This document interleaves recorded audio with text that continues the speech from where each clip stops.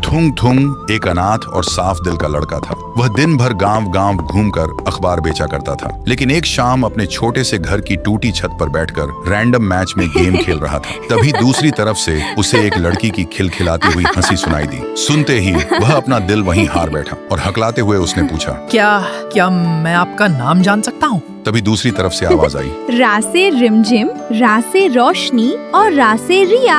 और तो थुंग थुंग शर्मा के बोला, त से थोड़ा सीधा, त से थोड़ा शर्मीला और त से थुंग थुंग। इतना सुनते ही रिया जोर से खिलखिलाकर हंस पड़ी और उस दिन के बाद दोनों दोस्त बन गए। लेकिन थुंग थुंग की बातों की सच्चाई और उसके सीधेपन ने रिया का दिल जीत लिया और देखते ही देखते दोस्ती मोहब्बत में बदल गई। दोनों मीलों दूर थे पर दिल हमेशा करीब थे। पर एक दिन रिया रोते हुए बोली, थुंग थुंग, बस अब और इंतजार नहीं होता, मुझे अपने पास ले चलो ना, मैं तुम्हारे बिना और जी नहीं सकती। रिया की ये बातें थुंग थुंग के दिल में सीधे उतर गईं। लेकिन फोन रखते ही उसे अपनी असलियत नजर आ गई। उसके पास ना अच्छा घर था न नौकरी। तभी उसने खुद से ही कसम खा ली, मैं अपनी रिया को एक दिन रानी बनाकर ही लाऊंगा। और उस दिन के बाद वह सुबह होने से पहले ही अखबार बांटने निकल जाता और आधी रात तक बिना रुके मजदूरी करता। लेकिन इस दिन रात की मेहनत का असर उनके रिश्ते पर पड़ने लगा। अब थुंग थुंग के पास रिया से बात करने का वक्त ही नहीं बचता था। इसलिए रिया को लगने लगा थुंग थुंग उसे नजरअंदाज कर रहा है। फिर एक शाम रिया ने गुस्से में फोन किया और बोली,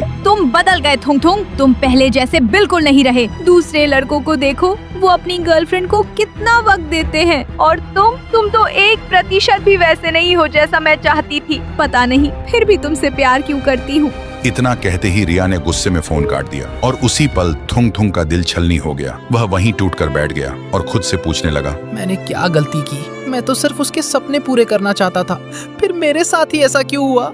और उस दिन के बाद दोनों की बातचीत बंद हो गई। थुंग थुंग अंदर से टूट गया क्योंकि रिया के वह लफ्ज हर पल उसके दिल और दिमाग में चुभते रहते थे। इसलिए उसने काम पर जाना छोड़ दिया, खाना पीना भी छोड़ दिया और धीरे धीरे उसकी तबीयत बिगड़ती गई। फिर एक दिन रिया का फोन आया, लेकिन थुंग थुंग के हाथों में अब इतनी भी ताकत नहीं बची थी कि वह फोन तक उठा सके। और ऐसे ही कई दिन तक जब थुंग थुंग ने फोन नहीं उठाया, तब घबरा कर रिया उससे मिलने उसके घर पहुंची। लेकिन जैसे ही वह उसके घर के पास पहुंची, उसने देखा घर के बाहर लोगों की भीड़ लगी हुई थी। देखते ही रिया का दिल धड़क उठा और वह भीड़ चीरते हुए अंदर गई और अंदर का मंजर देखते ही उसकी रूह कांप उठी। थुंग थुंग जमीन पर शांत पड़ा था, उसका शरीर सूख कर हड्डियों का ढांचा बन चुका था। तभी गांव की एक औरत रिया के पास आई और उसके हाथ में एक चिट्ठी रख दी। रिया ने कांपते हाथों से वह चिट्ठी खोली। उसमें लिखा था, मेरी जान रिया, तुम्हें लगा मैं तुमसे दूर हो गया था, पर मैं तो हर दिन तुम्हारे और करीब आने की कोशिश कर रहा था।